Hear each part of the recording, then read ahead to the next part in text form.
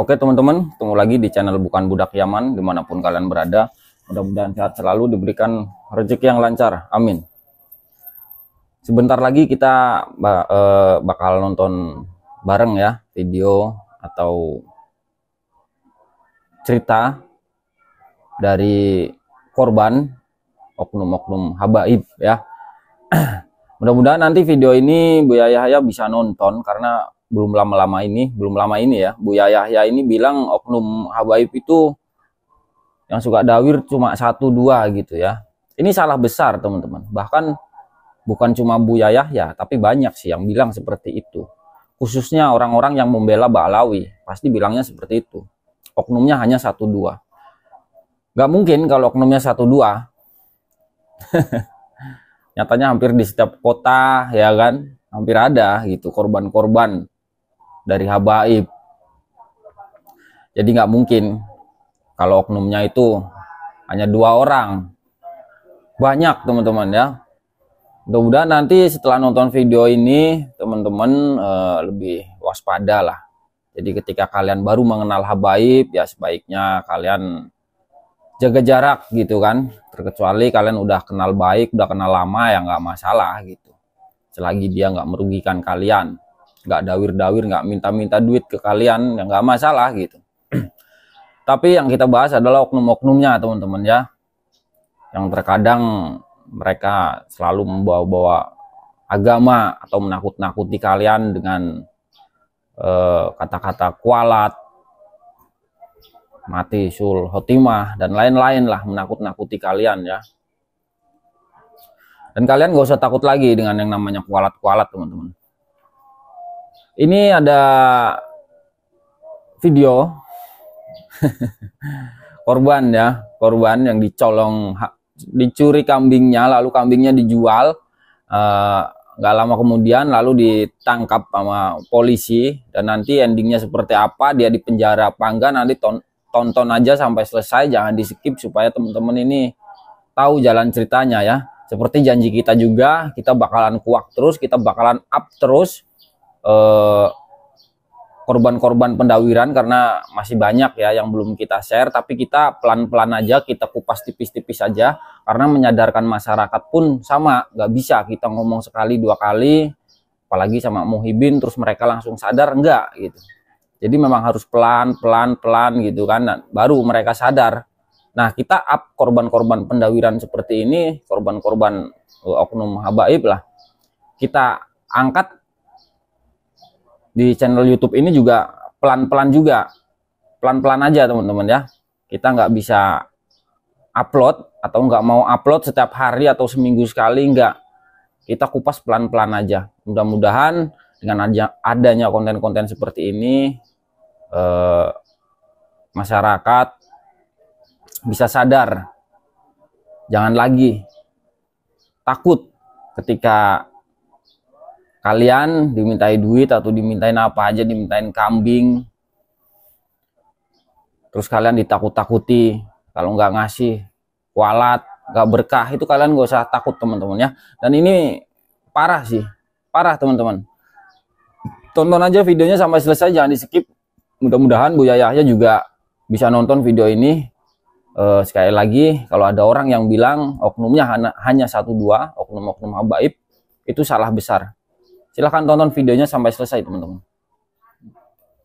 Kali ini saya bersama seorang pendakwah, penceramah dari Kabupaten Tegal yang beken dengan nama panggungnya Kang Uce Laka-Laka, begitu ya, Kang Uce Laka-Laka ya. Punya nama asli itu Kiai Haji Ujang Effendi, sarjana agama. Sarjana agama atau sarjana apa, Kiai? Sarjana agama, yang penting jangan sarjana alam goib. Nah, siap. Sarjana alam goib juga nggak masalah. Nah, saya pengen berbincang dengan Kiai Uce Laka-Laka ini tentang banyak hal, peristiwa-peristiwa yang terjadi tentang pembodohan dan ulah atau tingkah pola habaib terhadap para mukibinnya, sahabat Allah. Kita sapa terlebih dahulu Kang Ujang. Assalamualaikum, Kiai. Waalaikumsalam warahmatullahi Kang Barul Ulum. Sehat-sehat? Alhamdulillah sehat Kiai. Bagaimana kabar keluarganya? Mana? Anaknya sudah berapa sekarang Kiai? Alhamdulillah dikasih 4 baru. Alhamdulillah luar biasa 4 itu 7 lagi Kiai. Biar jadi kesebelasan sepak bola. Ya, siap. Lama tak berjumpa, begitu berjumpa kita di udara. Saya pengen ngobrol dengan jenengan tentang hal-hal yang berkaitan dengan Habib. Bagaimana menurut jenengan tentang Habib-Habib hari ini, Kiai? Monggo. Jadi aslinya untuk tanggapan tentang Habib kita sudah lama tentang tidak kepercayaannya bahwa Habib itu keturunannya Kanjeng Nabi Muhammad SAW, karena melihat dari sepak terjang dan tingkah laku di lapangan, sehingga sebelum adanya geger-geger seperti ini kita sudah mempunyai moto, mempunyai, seandainya pun dia mengaku sebagai keturunan Kanjeng Nabi tapi tingkah lakunya jahat, bobrok, itu berarti lebih jahat daripada para penjahat. Karena apa? Membawa nama Rasulullah. Iya. Berarti merusak, membikin citra dari kemuliaan Kanjeng Nabi Muhammad SAW. Sudah lamanya itu sejak tahun berapa itu? Jauh sebelum adanya tesis Kiai Imad atau belum lama ini? Mungkin sudah. Sebelum adanya tesisnya, sebelum ada gerakan dari Gus Abbas, kita sudah secara individu personel kita di lapangan sudah mengatakan seperti itu. Tidak meyakini Habib itu keturunan Rasul gitu udah ya? Udah gitu ya. Dengan bahasa simbolis, pakai bahasa siloka gitu. Intinya apa?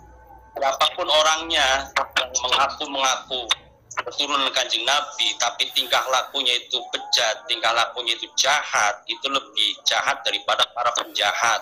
Karena lebih mencintai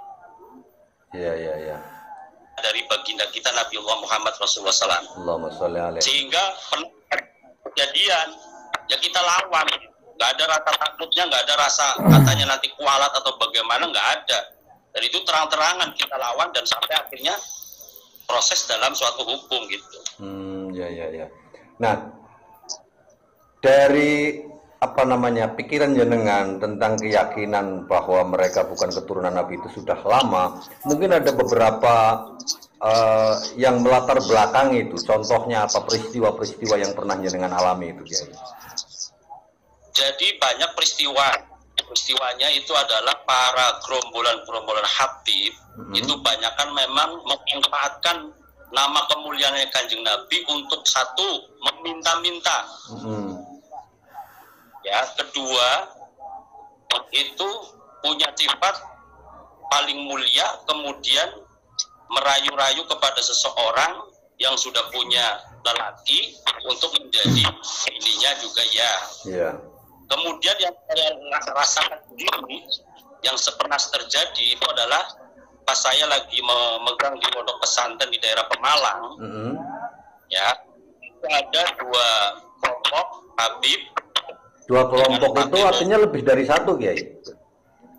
Ya, lebih dari 1. Ada 2. Ada 2 orang. 2 orang, ya. 2 orang yang pakai mobil dengan pakaian jubah, dengan bawa HP, pakai imamah, ya, kemudian datang dengan gaya kesombongannya, kepandaiannya, kelihayannya, mengaku sebagai keturunannya Kanjeng Nabi. Aku keponakannya Habib Lutfi bin Yahya dari Pekalongan. Ngaku keponakan Habib Lutfi. Ngaku keponakan. Hanya tidak peduli. Iya. Tapi karena awal yang kita terima dengan baik. Ya, ketika terima dengan baik, ngobrol-ngobrol dengan dawirnya, dengan rayuannya, akhirnya ujung-ujungnya apa? Minta dibantu umpan 2 ekor kambing. Itu untuk apa itu 2 ekor kambingnya itu? Biasanya untuk maulid gitu ya? Iya. minta untuk hitanan anaknya. Oh, hitanan anaknya.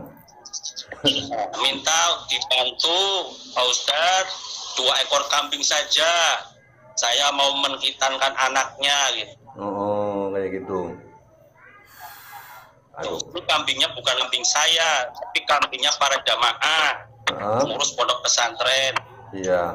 Ya udah, kalau nggak 2 ya 1. Ya, akhirnya saya ajak jalan-jalan ke kandang kambing. Iya. Dia pengen lihat, ya udah pengen lihat aja. Oh, berarti di pesantren jenengan itu ada kambingnya gitu ya? Ada, memang ada kambingnya. Oh, iya, iya. Ada kandang kambing, ada 2 kandang gitu. Itu memang untuk jamaah itu. Iya, iya. Terus habis datang ke kemudian kandang? Di kandang masih merayu terus kan. Tolonglah 2 ekor kambing, biar pondok ini tambah jaya, biar pondok ini tambah berkah. Iya, iya, iya. Saya katakan, ya tidak akan ngasih karena ini bukan milik saya, ini milik jamaah. 1 aja, nggak bisa. 1 aja Pak Ustadz, nggak bisa tetap. Dengan bahasa rayuannya 2 orang itu saya, akhirnya tetap nggak bisa. Ya udah kita masuk lagi ke ruangan tamu, kemudian dia, ya udah kalau nggak dikasih kambing, saya minta uang. Ya. Saya tetap nggak kasih, laisal fulus, ya gitu kan. Walaupun saya ada, tapi karena saya tidak yakin bahwa itu keturunan Kanjeng Nabi dengan bahasa apanya, dengan pakaian kemewahan jubahnya kayak apa, itu jelas bukan keturunan Kanjeng Nabi, seperti itu wataknya. Maka saya katakan laisal fulus, nggak ada uang, Bib. Udah. Alaf saja, miah alaf. Ada 50, nggak ada. Saya nggak kasih. Akhirnya dia, ya udah, kalau nggak dikasih kambing, nggak dikasih uang, saya minta jajan gitu. Minta jajan. Ada di diambil, ya udah nggak apa-apa, itu ambil aja. Gitu. Pas diambil, kemudian dia keluar kan. Pas keluar saya ngomong kepada istri bahwa itulah penjahat berjubah yang mengaku menjadi keturunan Kanjeng Nabi tapi merusak citra Nabi Muhammad SAW. Baru saya ngomong seperti itu, selang berapa menit tetangga pondok saya itu lari ke saya. Itu sekarang posisi sudah keluar dari rumah jenengan. Iya, dia 7 menit kan udah pamitan bawa jajan gitu kan. Iya. 7 bawa jajan, dia udah pulang pakai mobil kan, mobilnya warna hitam saat itu. Mobilnya mobil apa itu? Kemudian pas pulang, yang ternyata kan mampir ke tetangga pondok. Di situ dawir lagi. Iya. Dawir merayu tetangga pondok yang punya kandang kambing. Berarti sudah beda kandang lagi ya? Iya kan. Akhirnya secara singkatnya kambing punya tetangga pondok itu dibawa kabur, dicuri. Tanpa sepengetahuan pemilik berarti? Ya pemiliknya kayak dihipnotis, kayak dibohongin, suruh ngambil apa sesuatu. Pas dia masuk, dia masuk ke kandang kambing, akhirnya kambingnya diambil. Berapa ekor itu? 1. 1 ekor. 1. Kena 1 ekor, yang satunya nggak bisa katanya. Kejepit di kandang. Akhirnya kan yang punya kandang kambing itu kan lari ke pondok karena itu kan dianggap tamunya saya. Iya. Ustaz, itu tadi tamunya jenengan yang pakai jubah. Iya gimana sih? Itu mencuri kambing saya. Masya Allah. Terus gimana? Jadi dikejar tapi nggak kena. Dikejar orang-orang. Saya ikut ngejar. Itu kejadian jam 10 pagi itu. Jam 10 pagi berani semacam itu. Itu pakai mobil apa itu? Pakai mobil bak terbuka atau mobil station? Mobil pribadi. Avanza. Jadi masukkan ke jok berarti ya. Itu ternyata di dalam mobil itu sudah banyak pencurian. Bukan cuma kambing. Jadi kayak burung-burung murai, burung-burung yang harganya mahal itu ada di dalam kandang itu, di dalam mobil itu. Berarti sampai tertangkap dong? Nah, akhirnya kan dikejar kan nggak ketangkap. Kan? Kemudian dia pergi dengan bawa mobil kecepatan tinggi, akhirnya kan banyak orang yang tak tahu bahwa siapa tadi kok bawa mobil kecepatan tinggi karena dia tahu.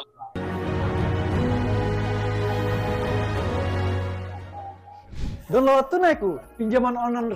Tahunya pakai jubah ya, nggak ada curiga. Iya, iya.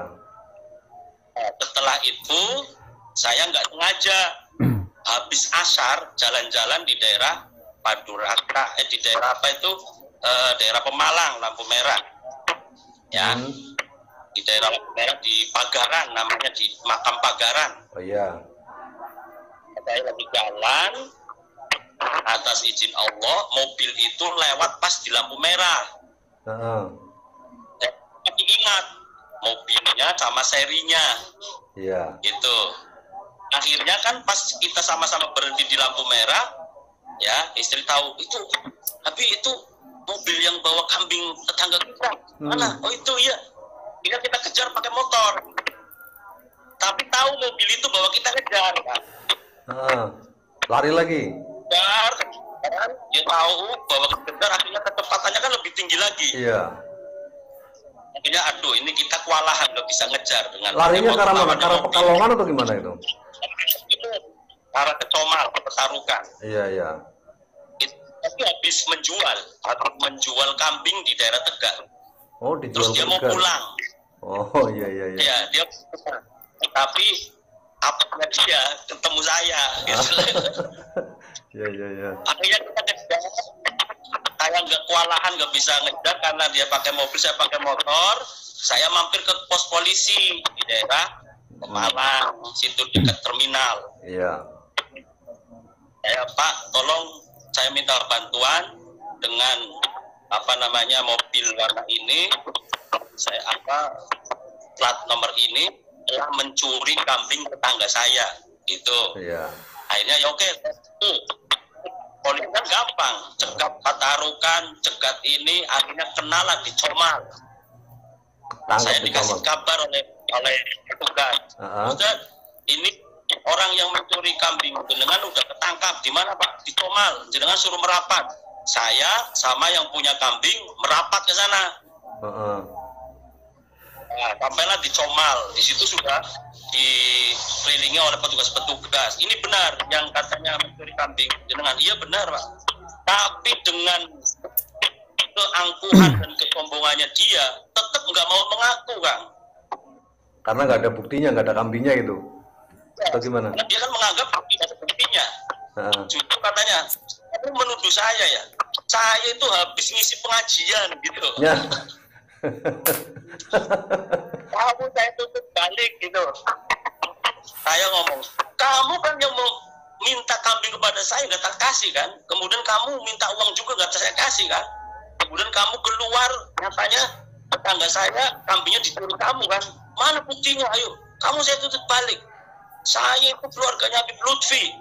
Saya punya banyak petugas-petugas jenderal-jenderal di Mabes. Kamu saya tutup balik. Enggak kan? Kayak gitu kan? Iya, iya, iya. Apa saya berani itu kan? Karena saya tidak yakin sekali bahwa itu adalah keturunan Kanjeng Nabi. Itu hanya kebodohan. Itu hanya membawa nama agungnya Rasulullah untuk apa? Ya untuk menindas warga negara kita. Nah kemudian setelah itu karena tidak ada bukti kambingnya sudah dijual, endingnya gimana itu di kantor polisi? Ya, ada perdebatan tuh. Saya masuk ke kantor pos, kemudian perdebatan belum selesai.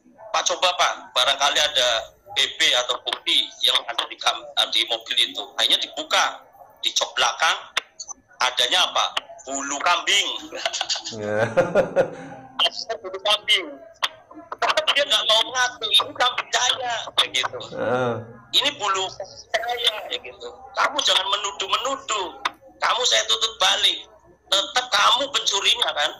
Kamu itu berjubah, pakai sorban tapi kayak gitu, ngaku habis ngaji tapi mencuri kambing. Tetap dia nggak ngaku. Akhirnya lama di situ perdebatan di pos. Bawalah kita, ya udah selesaikan di kantor Polres Pemalang. Sampai dibawa ke Polres. Belum selesai. Akhirnya saya dibawalah ke kantor Polres Pemalang sama Habib itu. Saat itu di juga. Situ diinterogasi lagi. Saat itu juga atau lain sama waktu deh? Saat itu juga atau lain waktu? Saat itu juga, karena di pos kan belum selesai. Iya. Nya mengarahkan ya udah diselesaikan di kantor Polres di Pemalang. Iya. Nah, di kantor Pemalang tetap diinterogasi lagi, nggak ngaku lagi. Kemudian dia memanggil teman-teman Habib yang ada di daerah Pemalang. Saat kita ada 7 orang pada datang. Saya nggak 7 peduli. orang.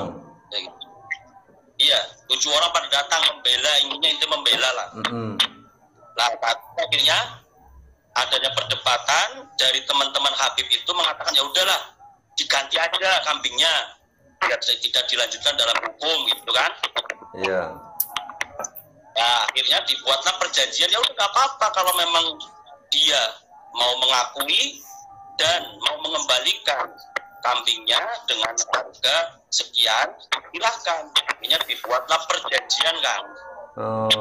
Buat perjanjian, kata polisi silahkan buat perjanjian. Dibuatlah perjanjian saat itu berkisar sekitar 5 juta. Rencananya nanti dikembalikan untuk yang punya kambing sekian, kemudian administrasi sekian gitu kan. Iya. Denda 5 juta berarti ya? Sudah disetujui oleh rekan-rekan para Habib-Habib yang ada di Pemalang itu. Orang Habib yang Pekalongan ini benggal lagi, nggak terima. Yang maling ini? Yang nggak mau. Yang tidak terima yang malingnya atau temannya? Yang malingnya. Yang malingnya tetap nggak mau mengakui. Saya nggak mau tanda tangan, bukan pencuri gitu kan. Saya bukan pencuri, mana buktinya? Akhirnya, terus gimana ini? Sobek. Akhirnya surat perjanjian itu disobek. Sama si Habib itu? Ya? Disobek sama si Habib itu atau sama siapa? Sama si maling itu? Sama nggak ada untungnya, nggak ada. Oh, disobek. Nggak ada manfaatnya. Disobek sama polisinya? Iya, udah disobek aja. Karena apa? Habibnya nggak mau tanda tangan, nggak mau mengakui. Iya. Masa-masa misalnya pada datang, ramai itu di Polres, ramai sampai itu. Mungkin sayangnya nggak lagi ramai, lagi nggak liput gitu ya. Kalau sekarang kan lagi musim liput gitu ya. Iya. Akhirnya saya punya inisiatif itu sampai jam 12 malam kan. Sampai jam 12 malam. Wow. Saya tetap nggak mau ngaku.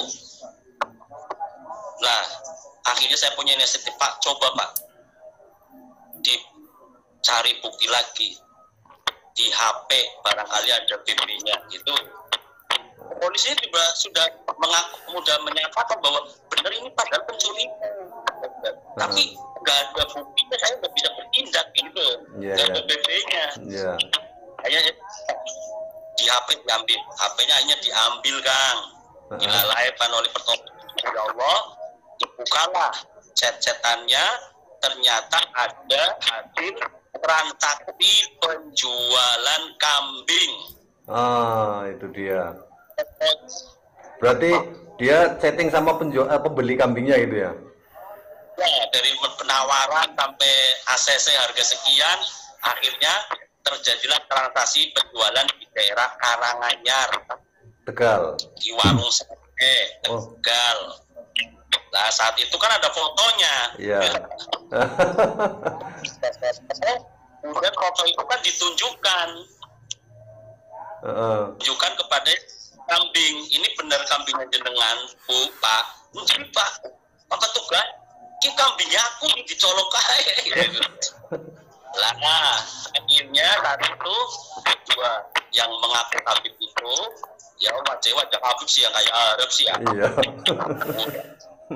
Habib yang korban ya, udeng-udeng nyawane tasbih, barang kayak itu, buktinya langsung itu, copot juga kamu, copot udeng-udeng kamu. Akhirnya disitulah dicopot semuanya pakaiannya. Pakai katok poket hasilnya. Ganti pakaian tahanan. Ya, Bu, belum masih di situ. Masih pakai bajunya sendiri, tapi cuman pakai celana pendek gitu. Celananya Pokoknya jubah, apa imamahnya semuanya dicopotin gitu ya.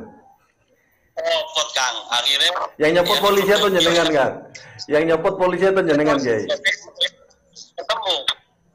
Akhirnya sekarang sudah diserahkan kepada polisi. Saat itu akhirnya kamu dari tadi buat kesel orang-orang gitu kan, tinggal ngaku nggak kayak gini sampai malam, sampai jam 12 malam baru kamu kelihatan kebohongannya, kejahatannya. Itu setelah selesai itu saya pasrahkan sepenuhnya kepada Pak Polisi. Saya pulang sama rombongan jamaah. Dilalai berapa harinya saya dipanggil ke kantor Berarti polres Syekh itu ditahan dong? Syekh dimasukkan sel? Udah masuk sel. Oh ya udah masuk sel itu ya. Itu kan diinterogasi oleh petugas, kambingnya jualnya di mana gitu kan? Iya. Jualnya di warung Tate Karanganyar Tegal. Iya. Dilacak ke sana. Dilalai Kang Rong dina kambingnya diwutu. Belum disembelih. Iya. Misalnya turun sembelih karena yang punya sate menganggap bahwa membeli kambing itu kambing dari Habib berkah. Enggak saya potong itu katanya. Enggak akan saya potong dulu. Jimat ya. Akhirnya kambingnya dilalai kan, digawa balik. Sama yang punya. Dibawa ke Polres, saya suruh jemput sama yang punya kambing. Alhamdulillah kambingnya bisa saya kembalikan kepada yang punya. Oh. Nah akhirnya yang punya warung sate diinterogasi, kenapa kambingnya kok sampai 2 hari belum dipotong? Ya saya kira itu kambing berkah dari Habib, jadi saya gagal letak potong dulu. Itu pun saya kasih harga yang lebih tinggi. Sudah minta harga sekian, minta apa lagi? Minta dibantu lagi kan? Harga misalnya berapa? 3 juta. Ya itu minta ditambah lagi sekian. Totalnya sekitar 7 juta dikasihkan kepada Habib itu. Oh berarti si penjual satenya itu ngasih 7 juta untuk 1 ekor kambing? Iya. Wih. Akhirnya apa ya? Udah pembohongan lagi. Iya. Kena ya rugi ya. Ampun dah. Akhirnya masuklah dalam proses sesuai hukum yang ada berlaku di Indonesia sampai persidangan dan sampai selesai. Itulah keyakinan saya bahwa Habib-Habib itu dari zaman dahulu itu memang tidak ada keyakinan, ada rasa takut Habib, karena apa? Banyakannya bohong, banyakannya memanfaatkan gitu. Iya. Banyak cerita-cerita yang lainnya. Iya. Sementara itu sampai diponis berapa tahun itu Ki? Kayaknya sekitar 2 tahun setengahan. 2 tahun setengahan. Dan itu terjadi sekitar tahun berapaan itu? Sekitar tahun 2018-an.